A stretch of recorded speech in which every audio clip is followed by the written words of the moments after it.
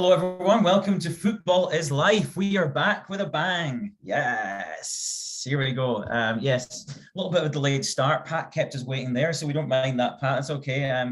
It's all right. Waleed and I were just chatting there. I had a fantastic Mr. Kipling festive bakewell along with my cup of tea, so that was kept us going. So nice. Good start to the day. But boys, we've got a lot of stuff to talk about. Where do we start? Well, we know where we start. Ole is no longer at the wheel. There's nobody at the wheel. Okay, which is probably better than Ole being at the wheel, right? So. Listen, what's happened, guys? Ole finally, it seemed like the final straw. It wasn't enough getting an absolute spanking off Liverpool in their own backyard. It wasn't enough that Man City absolutely embarrassed them, made it like a training game. It was Claudio Ranieri, the Tinker Man, that was the final nail in the coffin for Ole. So poor Ole. He's maybe back off to Middle Earth to reflect upon his tenure. So anyway, that's it. So reaction, let's go for it. Waleed, you're a Man City fan. We know I'm a Liverpool fan. We're going to have opinions. You can take us away on your thoughts on the Ole sacking. I'm so upset that he's gone. I'm so upset that he's gone because the problem is that United now have an opportunity, albeit a very slim opportunity, to actually get someone in who is competent and actually good at managing teams. Like, I imagine it'll be Pochettino in the summer, but it's more so between now and the summer, their main mission has to be try to reach top four at all costs. But I'm really sad that he's gone. I mean, he was useless. He was a nice guy. I mean, it's a bit weird that they gave him that sort of Manchester United TV interview to send him off when Frank Lampard didn't have that. He also went out not brilliantly, but he was also a Chelsea legend, if not more of a legend at his own club than Ole. So yeah, I'm sad because it gives United the chance again to be threatening and competitive. What about you, Pat? I'm just surprised. I felt like that when they came into Tottenham Stadium and issued a beat down to my Spurs, I thought that maybe that things are going in the right direction for United, but obviously not. It feels like it has to be the right thing. I mean, Watford's been terrible this year, and they really not looked good. The whole Ronaldo experiment, I have to give you both credit. Like you both had it spot on, like exactly what was going to happen there. And kind of a nice little victory dance, Ross. I love it. Yeah. So it's the right thing. I mean, I don't know what they're doing now, though. I mean, at least when Spurs decided to sack Nuno, they had a backup plan ready to go. I think United sort of, there's no plan. Maybe hope for Poch, but I don't know. What are they doing? I love it. You know what? I think it's like, you have these like idiots guides that people create. Like, I think I'm looking forward to United releasing like some point in the future an idiot's guide in how to appoint the wrong man for a job, somebody who's completely incompetent, how to stick with that person way beyond the time after not seeing all the warning signals. And then when you do decide to sack him, not to have a plan in place and to kind of host a creepy sort of awkward leaving teary interview that like any part, like to me, I'm with you, Ole. Like Ole Gunnar Solskjaer as a human being, fantastic guy. I can't, really good post-match, honest, like authentic. But I have to say, I've lost a bit of respect for him. If somebody said to me, could you do it? I'd be like, I am not doing that. Like, just let me leave. There's no way I'm going to sit down and tear up. Like, it's almost like from top to bottom, Man United are completely dysfunctional, which you love to see because it means it doesn't really matter who they bring in now, right? So again, I would argue, I think United, if it was me, I would say, let's just have nobody at the wheel. Let's just see how I genuinely think it might get into a better spot, and then organically, the leader will emerge. Maybe Roy Keane will emerge like a phoenix from the flames and just be like, have them all off social media and they'll all be wearing black boots, old school. And when they don't play well, they'll just fly in with challenges and have an awful disciplinary record. But yeah, it's like you say, Pat, the Poch thing, I'm just like, they could have had Poch whenever he left. So he was available. They didn't want him. To me at that time, I was like, that 1-on-1 = 2. I was like, that's the answer. You just take him and you say goodbye to Ole and you thank him, right? Yeah. The fact if they go back there, and it almost feels like, again, like, what's the plan? Because he was available, you didn't want him. Now he's at PSG, and actually his stock is probably diminished because he's not exactly lighting the heather on fire. I'm not saying he's not a good manager, because like Tuchel had problems there, and I think Emery's the only manager that's actually had that team, in my opinion, looking like a top team. So I don't really understand. And then there's like Valverde now, isn't the? I mean, Val, Maybe, I mean, yeah, maybe you I can don't do it know. without a manager. Maybe you just don't need anyone. Like I go back That's to it. that game that I was in attendance. They had Cavani out there and he looked fantastic. And Ronaldo and Cavani actually looked pretty good together. And then you come back the next game and where is he? He's not on the pitch. So maybe just let Cavani fill out the lineup for him, or let So wait a Ronaldo do it minute. or whatever. It's fine. Pat, I think what we're suggesting here, right, is that United, or maybe United are ahead of everyone here, right? Where you know, it's like driverless cars. They see the future and they're like, that's the future. The future of football management is managerless clubs, right? The players, it's like, yeah, autonomous. I love it. no, but the thing is, though, we have been seeing that with Ole being at the wheel. Because the thing is that Ole being at United was like a driverless car, where the players basically did what they wanted and did it right. And then the only times things went wrong was when Ole went and started tinkering with things. So, like, when you get a bit touchy, when the car's like reversing into a space and thinking, "Oh, it's going to hit the curb, it's going to hit the curb," and then you turn the wheel and then it does hit the curb. That was Ole at the wheel. I genuinely think that, I mean, we've got Michael Carrick at the wheel, right? Do we remember that screenshot from Sky Sports when they showed Ryan Mason versus Pep Guardiola, where it was like head to head, like a managerial statistic thing of like the fact that Ryan Mason has played one game and no, two games, won one, lost one, and Pep has played like hundreds and everything like that. It's going to be the same this week of Tuchel versus Carrick. Like, fair enough, they managed to beat Villarreal 2-0, but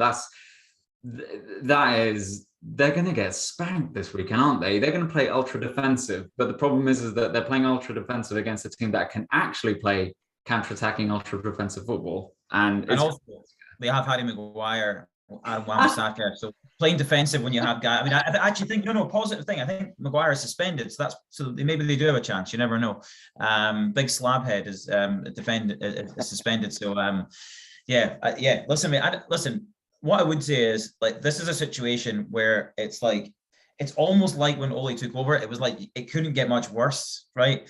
So Ole had that springboard because things were so bad. I feel like whoever, it doesn't really matter who it is just now, whether it's Michael Carrick or Darren Fletcher or Roy Keane or Eric Jemba, it doesn't matter who they put in there, right?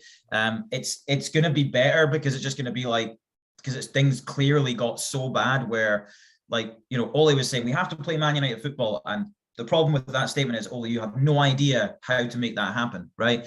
So when you try and do something, it's that he clearly doesn't understand how to get the players playing that way or have enough command in the dressing room for them to listen. So yeah, I don't know. I don't think they'll get spanked this weekend. I think they will get beat. I think it'll be a bit like the City game. It won't be, I don't think necessarily a spanking, but it'll be fairly comfortable, I'd imagine, for Chelsea the way they're playing just now. But they may put in a performance. This happens. It's more just like, is it Carrick to the end of the season? Are they going to get an interim?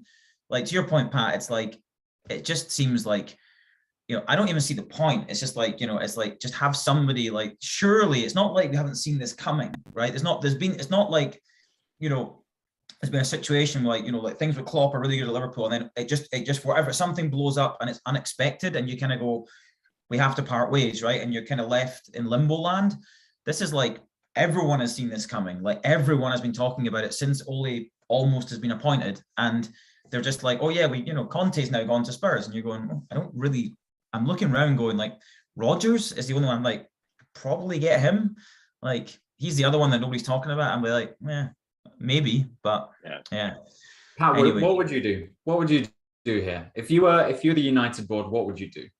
I'd be on a podcast with my red sort of United-esque cup, and I'd see Waleed wearing his red United-esque shirt, and that's about all they got going for him, is the color red maybe. But I don't know that there's a lot they can do. It looks like they already tried to make a run at Poch and they didn't get him for now. So if they're going to do something there, it would have to be at the end of the year.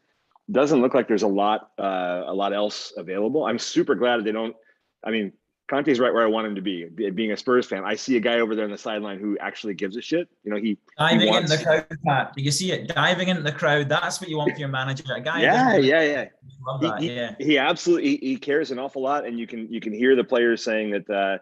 You can see it on the pitch even as well. Even in the first half of the last game, I'm talking about Spurs already, but like, you need a manager who's excited about what they're doing and is going to get everybody doing what they want. In Poch's case, in Conte's case, it's running. It's not standing around. And I don't know what the answer is going to be. I don't know if it's Cavani. I don't know get Kate Maguire on the bench. I'm not sure what the answer will be for United, but they got to do something for sure. Otherwise, this whole I thought third, and they're going to be quite a lot further down than that. I don't see top four anymore. I think you're right. Zidane apparently turned it down, right? He didn't want it. I think Zidane was like, I don't want it. What about this? Well, Pat, I thought, what about a power move? Like a Ted Lasso power move, just go and get Bill Belichick. Like he sort of, right? Do your job. Just do your job, boys. Do your job, right? That's Belichick. That's it. That's what they need. Yeah, Belichick and Brady both. That's perfect. Love it. Boom. Yeah. Ross, what would you do then? What would you do? What would I do if I was running Man United? I would honestly, at this point, I don't think there's like an established like, oh, what's that? You've got Ross speechless. How did that happen, Waleed? I've never seen it before. I know. You ask him, this thing is so hard to do that even Ross doesn't have a plan for it. I love it. I think there's two avenues. There's either you go for like an experience. I don't see the experience like this. I don't see many other options right there. There's other guys like the boy at Ajax that maybe if it was me, honestly, I'd possibly go with like somebody like Graham Potter. Like I would go with somebody like that I think, like the reason I say Potter is the big thing at Man United is like, okay, they can't play the Man United way under Ole, right? They don't have the players now. This is this bullshit excuse, right? The reality is different managers getting those players to do different things, right? That's to your point, Pat, about Conte. You put Antonio Conte in Man United, all of a sudden, Mason Greenwood, Cristiano Ronaldo, Bruno Fernandes are all doing the things off the ball that they should be doing, right? Or they don't play. Simple as that. I think Potter, if you look at the way Brighton play against the big, I just think that he is capable of doing that with players that are of a lower caliber. It's whether he can make that jump. It's that, managing the bigger egos and stuff like that. But I think he's got a flaw. I think he believes in what he does. I think, to me, if I look at those, who's that next cream, that he'd be the one that I would take a punt on. The easier option, the obvious one is Brodge, right? It's probably going to be a 2 or 3 year thing, but he will get them playing better. He'll get them playing the right way, but it comes down to dollar. Yeah, I mean, I'd do whatever I could to get Pochettino. Like that has to be the priority. I understand that Rodgers would do a good job, but the problem is that the backlash, the second he gets a bad defeat, he goes from being a United manager to an ex-Liverpool manager, like in the media or with the fans or anything like that. He'd have so much stigma. He'd have a huge uphill battle there. I don't think the guy from Ajax, Erik ten Hag, will do too well over here. I think he's quite focused on that mission and that thing. I do think that Ronaldo needs to go. I think that he has not been a positive influence. Like people keep saying, and I've had enough of the excuse of like, oh, he does those things. Like, he helps us win those games, which we should have, which we normally didn't win or anything. But the problem is that the converse is that he has helped them lose some of those games so much more horrendously than anything last year. Like I was talking to a Liverpool fan friend of mine who isn't Ross, actually, strangely enough. But they said that Liverpool's best defender is Sadio Mane, because Sadio Mane is immediately, second you lose the ball, he's harassing the defenders or the midfield. He is all over them. And you don't get that at all from United with Ronaldo in the system, because the problem is that all of their attacking players are up front just ready to get the ball and nick it to Ronaldo. None of them have that same defensive work rate even as last year. And if United want to stop hemorrhaging goals, if they want to start having a bit more structure again, Ronaldo's got to go. Wow. Controversial. I saw 2 headlines this morning that said Steve Bruce. What do you think of that? Pat, you'd love to see it. Listen, I like Big Bruce, he's a great guy. I tell you what, I will throw a name out of left field here that's come to mind. Somebody who it was actually when Celtic were looking for a new manager before they appointed Postecoglou. Is the guy, he managed Lille to the title and he's with Nice now. I think it's Christophe Gaultier. He like that Lille team, like again, the way that they play football, and again, he took the title away from PSG. Amazing stuff. Seems to just be overlooked. Maybe there's a problem with his personality. I don't know. Maybe there's an issue there, but he's and again, Nice are doing pretty well this year. And I think again, he plays in this modern way that every club craves. So he's just one that I'd forgotten about. I think I just don't know why he's not got up, because he won the league with Liam. It's amazing. That's an amazing achievement, right? So anyway, there's another one to throw in the mix there. They can't get Eddie Howe now, though, can they? Oh, I mean, Eddie Howe, yeah, he wouldn't have been a good appointment for. I mean, for Liverpool fans, we'd have been happy with Howe at United, I think. But yeah, he's a stopgap for Newcastle for sure, right? Whether we'll keep them up or not, we'll see. Interesting stuff. So what about, we should move on, right? I mean, pure United fans, you've probably had this every day. I mean, you've had this for, let's face it, weeks and months now, let's be honest. But we can put a nail on that coffin now. All the best, Ollie. We'll hope to see you again in League Two very soon, managing where you probably should be. Anyway, we have to move on to Spurs, right? So because we talked a little bit about this, Antonio's in. It's maybe not been the big bang of we've not seen this kind of crazy uplift, but there's certainly been signs of stuff where, I mean, you know what I mean, but it's not been like massively convincing. It's going to take a little bit of time, but yeah, some positive results. Good one last game. Good comeback win against Leeds. But yeah, how the Spurs fans feeling? Like, you talked a little bit about it, what's the initial, how are we feeling? Like Kane not scoring still, what's going on here? What's going on at Spurs? I mean, yeah, break up the Spurs. They scored twice in the same half. Can you believe that? I mean, that's pretty amazing for them, right? Two times in the same half. I mean, after going 6 halves without even having a shot on target, finally they got 4 shots on target, scored 2 goals, or maybe it was even 6 shots on target. It was really pretty fantastic for how they've been doing recently. But the best part is that people are running, people are moving. Reguilon said it was the hardest week that he's had, right? And I think I love that Conte's excited about it. I love that he's going to drive everybody and push them forward. I don't think it's going to be immediate because you still have some pretty big talent gaps on the team in different spots. But even though he didn't get in the book, Kane had a couple of opportunities, and I think you saw right at the start of the second half he had one that was close. So my feeling is positive, and I'm an optimist. I'm definitely a Ted Lasso guy. I've got the believe sign over my door in the office. You've seen it. So I'm gonna like look for the place where we have a chance to kind of get better. And certainly it doesn't feel as grim. It feels a lot better at the moment than it did, 3-4 weeks ago. Pat, riddle me this. What is Conte going to change? Like team-wise, team sheet-wise, what's he going to change? Because I'm sorry, if Harry Winks is starting a match for any team that isn't in the Championship, there's got to be a gap somewhere.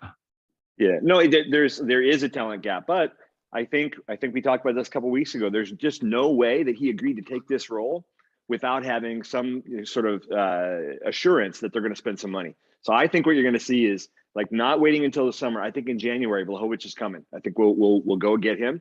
I know you like Walid, you said we're like interested FC, and I think that's definitely true. But my gut says we'll go out and get Vlahovic. He is killing it right now. I mean, he's really, really doing well. And you need some help at the midfield. I read an article about Eric Dyer's passing ability. I'm not sure that I'm gonna go that far and say, somehow Eric Dyer is going to turn into Virgil van Dijk and be able to find a way to connect upfield. But yeah, like they will find some new players in the January window. They will find some players in the summer, and they're going to be competitive until then because they're going to run. He's going to ask a lot of that team, which is great. Can we have a new rule in the podcast? You can't use Eric Dyer's name in the same sentence as Virgil van Dijk's ever again, right? Ever again, right? Ever again. Okay, well, listen, I'm glad you're feeling optimistic. As I said, I said at the time, good appointment.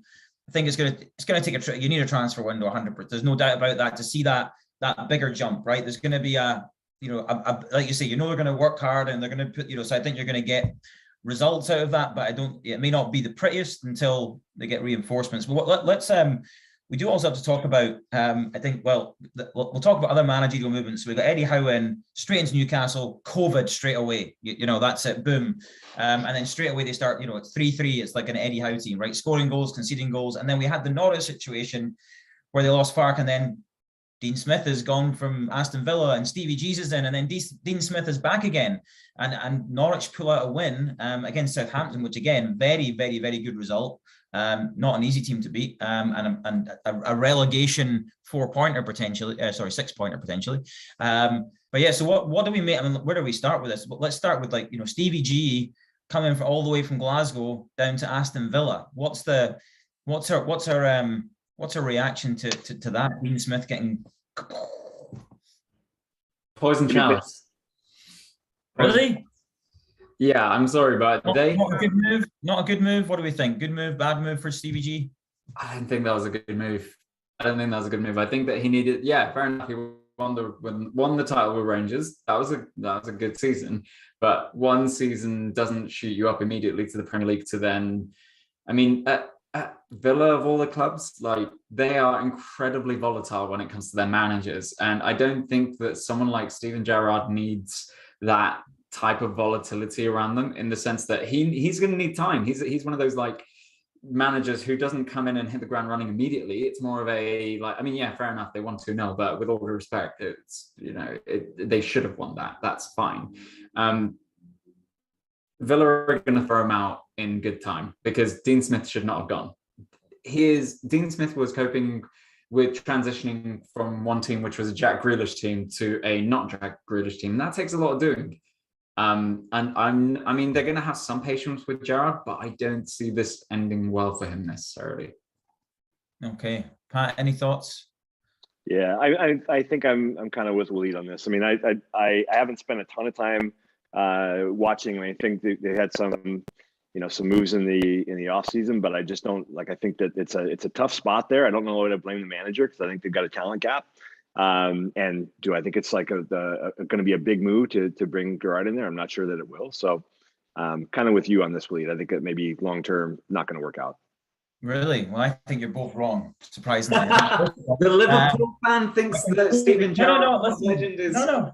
I'm not got my Stevie G. This is me, objective football fan view, and I'll tell you why. I can back up why I think you're wrong. So I think, first of all, I was a little bit torn on the Dean Smith thing. I was texting my Villa mate who lives out in Australia. He's a big Villa fan, and I think the feeling of the Villa fans was like they didn't seem that unhappy that he was going, right. And I think, yes, Grealish went, but they spent all that money and bought three. They brought Emmanuel Buendia, who's a good Premier League player, Leon Bailey, who looks really good potential, and Danny Ings. And I think ultimately, like, you know, Villa have ambition. Like, that's, I think you're right. Well, the thing I do agree with is the owners, like, there's a risk in this for Gerrard where, you know, if they go through a spell, they're not potentially the most patient owners, right? So, but he knows that going in. The reason I think it's a good move is, look, he won the league with Rangers last year with almost no competition, because Celtic were just an absolute car crash last year, right? So, but listen, they went undefeated. He did a great job there. Had a great run in Europe. This season, things were wobbling a little bit. I think sometimes you got to realize your stock's high. You take your chance, right? Because everyone knows, we all know where Stevie G wants to go to. We're all aware of his journey, right? We all know where he wants to be.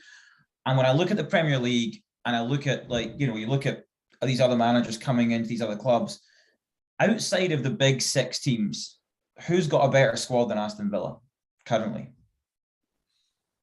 Not many teams. In my opinion, they're in that next bracket. They're in with Everton. They're in that bracket where you're going, and I think they've probably got a better squad than Everton. The overall squad strength, they've got a very, very decent squad, and they should be doing better than they were under Dean Smith this season, regardless of Grealish leaving, because it was, as much as Grealish was an important player, like they've replaced him, you know, with good enough players, right? Okay, you don't have maybe that special talent. I think for Gerrard, this is just a great opportunity. And I feel, had he stayed at Rangers this year, maybe they don't win the league this year, right? Where does he end up? Does he end up in the Championship? Does he end up at Norwich? Right? You know, I think I totally get why he took the decision, because he's looking at this. If he can get 3 or 4 years there and do well, does that timing align with where he wants to be? Then, so I totally get why he did it. I do accept the risk, but I think, like, Villa as well, I think about the size of Villa as the potential, if they're doing well, fan base wise, is, again, outside of the big clubs in the league, they're up there, right? So I'll back Stevie G. I'm going to back him for this one. So we'll see how he does, though. We'll see. I think he'll do okay. Yeah, you are starting to see Ollie Watkins do a little bit. He was out for the start of the year, and he scored in the last game, and he scored, I think, three times in the last few games. And maybe that's part of the reason why the past manager didn't look as good, and maybe it'll be a reason why Stevie G is successful. But yeah, I mean, I don't know. Are they the number 6 talent team or number 7 talent team? I don't think so. I think they're a bit further down, but I'm still learning. So who knows? I still think Chelsea's 5th. So what do I know? Yeah, I mean, Pat, you can hang your hat on that. Yeah. I just feel like it's a bit of a risk because let's be honest, his long-term end goal is the SPGs, and if he doesn't necessarily succeed at Villa, that could definitely. I mean, I don't know the Liverpool board and management and the ethos there as much as you, for example, Ross, but if Stevie G doesn't have a great track record at Villa, or he tanks pretty quickly, how open would Liverpool be to taking him as soon as Klopp? They would take him, but my counter argument to that is if he stayed at Rangers and kept winning, let's say he wins the next 3 titles at Rangers, right? They still wouldn't take him because he's not proven himself. It's the right move. It's the right move because at some point, I think he realizes the gap from managing Rangers, and that is no disrespect to Rangers because they're a massive club. So the experience he's getting from that pressure of winning every week is great, right? The difference is the level of the league in Scotland has dropped just because of financial circumstances, right? That's just the reality. 15 years ago, there was a lot more parity, right? The Rangers and Celtic teams could compete with anyone, right? So I think he realizes he has to make that step, which is, to me, instead of we'll just give Ole Gunnar Solskjaer this massive job, right? Even Arteta, you're kind of going, there's a bigger learning curve there. I think this is the smarter way to do it because he will learn a lot. You're right, though. The risk is if you mess it up and Villa get relegated, then you're going to your route there is longer, right? Doesn't mean you can't get there. But I think at Rangers, I'm like, I think if it hadn't been Villa, see if this was Norwich, I'd be like, you're mental, Stevie. Don't go. That's crazy, right? But the fact that Villa, to me, have a squad that has a platform to be, they should finish top half. They could finish top 8 with that team, with that squad. What an opportunity to demonstrate that you've got the chops to do it, right? And I think I totally get why he made the decision. I guess that's where I'm coming from. I mean, the thing is that unfortunately, there is still a manager at Southampton, but I think that Southampton would have been the best club for Stevie G to start his managerial Premier League career. Like, I think that they have a really good ethos. I think they've got a really good, because I'm sorry, but if you can stick with Ralph Hasenhüttl. I just picked a club. He's like Match.com. He's like, yeah, listen, I've done the algorithm, and actually, Stevie, you and Southampton are just like, you're meant to be. Like, I love this, Philippe. That's it, the matchmaker here. He did a lot of work at Rangers, right? He did a lot of work at Rangers with a squad that had not necessarily the most skill in the world, but definitely had potential, and they could be drilled. And Southampton is literally that. And their ownership, their board, is much more forgiving than Villa. I mean, if you can stand by Ralph Hasenhüttl after 2 9-0 defeats within the space of 2 years, That's true. Gotta say that they are willing to let you implement a system and try it out and give it a go. They're not very dismissive of managers. And I feel like if I was going to come to a Premier League club which wanted to see my system take place, then they're up there. Okay. Well, that's it. We've covered off with Stevie G. That's good. So I want to make sure we cover everything today, right? As much as we can. What about?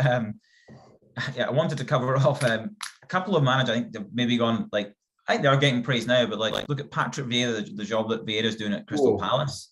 What a turnaround, and not only results, but the way that they play football, is to me impressive. Bruno Lage at Wolves, which I did call earlier in the season, by the way, when everyone was saying Wolves are going to get relegated. I saw them, I was like, they just weren't scoring goals. They were creating 20 chances a game. And I was like, at some point they're going to score. They are great result against West Ham last weekend, and they look a real good team. So a couple of good managers. And then obviously Arsenal's resurgence. I know, Pat, this is a sore point for you. They're massive resurgence under Arteta. Oh, wait a minute. Wait. Hello. Then they came to Anfield. And what happened, Arsenal fans? What happened? Pat, you know what we did? We sobered them right there. Sam, Patrick, hello. Cheers, Patrick and Sam. There we go. I was getting a lot of noise on the Slack channel saying, "Oh, Arsenal, when are you going to give Arteta credit? And wait till we beat Liverpool and go above them." And I said, "Wait till they play a proper team, and then Boom. That's what happens, Gunners. Anyway, sorry. So yeah, apart from the Liverpool result, Arteta bracket, I had to get that in there. But what were those three managers? So Vieira, we got Vieira, Bruno Lage, and obviously Arteta, I think, does deserve massive credit for obviously coming to Anfield is a very difficult place to come. So let's not judge him on that, but they've certainly turned things around. What's our thoughts on the three managers that seem to be lifting these teams up? My first thought is that, Ross, you are such an incredible homer. You just can't help yourself. Whenever something comes up anywhere near Liverpool, you got to talk about it. You can't blame him, because like it's a really tough place to play, but like you can't judge him by that. I love it. You love to see it, Ross. It's fantastic. Absolutely love it. Look, I'll say that you talked about Chelsea earlier in the year about being Crystal Palace with better players. Look, Crystal Palace is playing really well, and they're starting to look like they're very competitive in pretty much every game. I wouldn't want to play those guys. I mean, they look really tough. Yeah. A Chelsea player, ironically, at the helm, like Conor Gallagher, like is up there with one of the best players in the league for me this season so far. He's been, I would say, behind obviously Salah is the best, as we know. Bernardo Silva as well. I mean, absolutely, always loved him. Different gravy, but Gallagher's not. I mean, he's in the next. Look at form this year. He's been sensational. Willie, what do you think about those three? Who are you most impressed with out of those three? Arteta's turnaround. Large is kind of taking on that Wolves job after Nuno's exited. Maybe Nuno will go to Man United, or do you think? What do you think? Or Vieira? Who's impressing you most with the job they're doing? I'm going to have to break some Arsenal hearts and say it's not Arteta, just because, with all due respect, he's had a ton of finances. He's had a season under his belt already, and he's got plenty of experience in the Premier League, either playing in it, assistant managing, or actually now managing as well. So it's not necessarily him. The reason I feel like we were harsh on him is because of the amount of funds he had, and also the experience that he had, and we expected more. I think that the fact that this is Bruno's first season in the Premier League is incredibly impressive to take a Wolves squad, which is, with all due respect, a little bit knackered in places, to reinforce it well and also lose your striker right at the start, but sort of reinforcing the right places is deeply impressive. But I feel like Vieira is probably my pick, just because of the pace that he has changed things around at Palace. Like they're a genuine threat, rather than it being Wilfred Zaha counter-attack team. They are a team which is breaking teams up, which is great to see. Like, they're actually got some creativity with Conor Gallagher. It'd be great to see Elise finally get some time as well and see him develop, because he had a great season, great time at Reading. And the resurgence of Benteke. I mean, who doesn't love to say that? Like, any manager that can get a game out of Benteke, or like, he looks like he can play football again. Like, for 5 years, he just looked like an absolute donkey. Or like, and now all of a sudden he's looking like a world beater. Unreal. What on Arteta? One other point on Arteta, which I have to say, is I did like in his post-match interview where he said that they basically completely lost the plot in the second half. I was like, mate, I think you lost the plot on the touchline. So maybe you want to look at yourself in the mirror, big man, before you start blaming your players, right? And that was the catalyst to us going, you know what? Let's spank these boys and show them what's what. So I did enjoy that from Arteta. Good value. There we go. So fantasy, is it time really to break the news to Pat about we have some news we have to break to Pat. We feel like he might be unaware. But yeah, this could be, so we're just, I'll hand over to Elite, because I'm too direct at these things probably. I don't know what to say, Pat. I'm glad that you're sat down, but our Lord and Savior Ben Chilwell, I think, has torn his ACL and will be out for the rest of the season. What? Are you kidding me? So finally I have a way where Chelsea can finish fifth.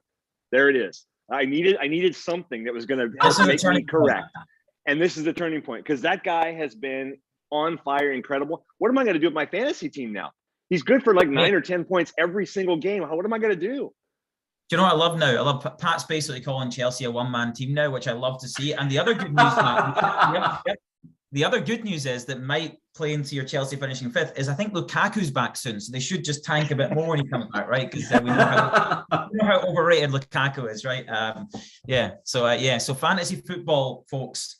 Ben Chilwell. Waleed said he thinks it apparently is a really serious injury. Get Marcus Alonso into your team immediately because he will probably play every game. Or Reece James. I mean, he's playing really well. So I think if you've got Chillers in there on Pat's advice, which was great advice, he's been a point machine.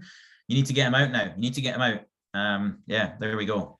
I would love to hear give me 2 players who you've tried really hard to persist with to feel like they're going to come up with the goods, but they just haven't. Give me your 2 players, your deadwood for the season so far, because I look at my team like I'm tanking in fantasy football. I persist with some deadwood because I'm like, they do well. I've got one for you. Yeah. Iheanacho. Iheanacho was somebody who he would know at the end of last season, he was their best player. And now they won't even play him. He's out there for about 22 minutes a game, and he still gets a goal here or there, but he's good for 1 point every game, and it's awful. Like at least Watkins is scoring for me now. He's on my team. Tony's a bit up and down. He's been there too, but yeah, I mean, Iheanacho's the guy that just every week. Come on, it's got to happen sometime, Well, for me, if I had to pick 2 players that I've had to persist with and that are a bit of dead, would it probably be you 2, to be honest, the pair of you. Absolute nonsense every podcast. No, I would say I tried to be like, clever and smart. Again, this happens to me often in fantasy. I end up like not paying enough attention at the beginning. You get a little bit behind. I use an early wild card and then I catch up. I decided to put Kane in. And I've stuck with him and then when Conte, I was like, here we go, boys, here we go, point machine. And so, yeah, so I think almost like I'm so far in though that I just need to stick with it because like if I take him out and then he gets a hat trick, I'm going to be so upset. So Kane's the one for me. The only other one was like Martinez, the Villa goalie. Like they were so good defensively last year, and under Smith, that's why he got fired. It wasn't because they weren't scoring goals; they were just defensively shocking. He's one that I've persisted with that I'm hoping now with Stevie G, we might start to see the Martinez of last year, who was a bit of a points machine, but that's my 2. Willie, what about you?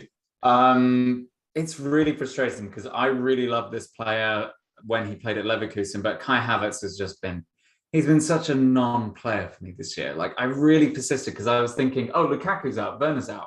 Last year they played him in the false 9 or at least played him up as a striker. But he's done absolutely nothing, and he cost a chunk as well.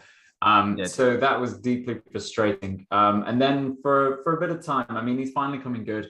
Actually no, I can't mention him. I think Dan James is actually he's getting there, but I think I feel like who else?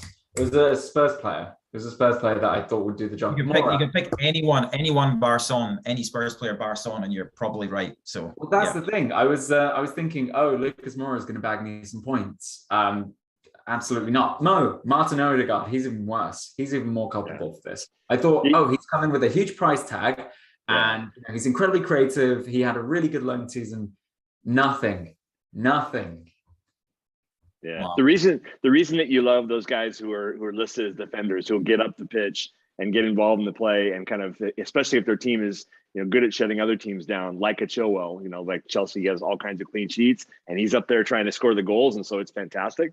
And I think like maybe a tip for later on when Conte really has things going well and when things start to turn around for Spurs, Emerson Royal. I think he's a guy who is up the wing a lot. He's engaged in the play, but he's listed as a defender. So you get both sides. If they're actually, you get the points both ways, which you love. So I think he's a guy. And a disappointment. I listed one with Iheanacho. No good, huh? Well, we'll see. I said that. I said this about Chilwell 4 or 5 weeks ago, and he's been a machine. 9 points this week. Yeah. You have so good form. Yeah, and I also brought up Mings before. He had 15 this week, so incredible. But a person who's been really disappointing is Bruno Fernandes. Like I think that's a person who you feel like should be the best player on the pitch, and he just hasn't been scoring at all. Yeah, and he's just a terrible guy as well to boot. Bruno Fernandes. Nobody likes him. I was when you said a Spurs player to look out for, I was really hoping you'd say Højbjerg or Eric Dyer. Like that would be a good one. But yeah, listen. Royale, let's keep an eye on that because with Chilwell, you were on the money, so you've got some form here. So I do have to take that seriously. So I'm going to keep a keen eye on Emerson Royale. Okay, well, listen, to finish up, I can't go without mentioning a couple of moments of utter filth in the Champions League last night. Bernardo Silva, and maybe this goes more unnoticed, his cushioned pass to Gabriel Jesus was just for those, unbelievable. And then Thiago, oh my God, you will not see, if you've not watched it, you will not see a better strike in your life. Utter filth from Thiago. Watch it from behind the goal. I've never seen anyone hit a football like that in my life. He is just a dream to watch. So strange, kind of strange that you caught the Liverpool game last night. I'm kind of shocked at that, Ross. Yeah, I kind of watched, I watched both. I watched both, but it's like, then the Liverpool game was a bit more entertaining, So because it's but if you haven't seen it, watch the goal, and you'll not see a goal like that. It's unbelievable. It's amazing. Yeah. I agree. Yes. Awesome. Right. So fixtures this weekend, just very, very quickly. So the Gunners, who have the Gunners got this weekend, Pat? Your arch rivals, who have they got this weekend? They got a big game, I think, do they not? Who are they playing? They're playing Newcastle. Big game for Arsenal. There we go. Newcastle. Spurs have got, who have they got this weekend? Spurs have got Burnley. Toughie. Burnley, toughie. We know it's Chelsea United. That's a big game. City have got West Ham, I think. Is that right? Yes, we got West Ham at 2:00 on Sunday. I think that we should win that, just because I feel like West Ham are going to be tired after tonight's match. Hopefully, yeah. So what about, I guess, I'm just trying to go through the fixtures. Out of those games, I guess the Chelsea United one's probably the standout game from if you're a neutral fan, that's the one you want to see. Do we think, we all agree, comfortable Chelsea win, Alonso with a couple of assists?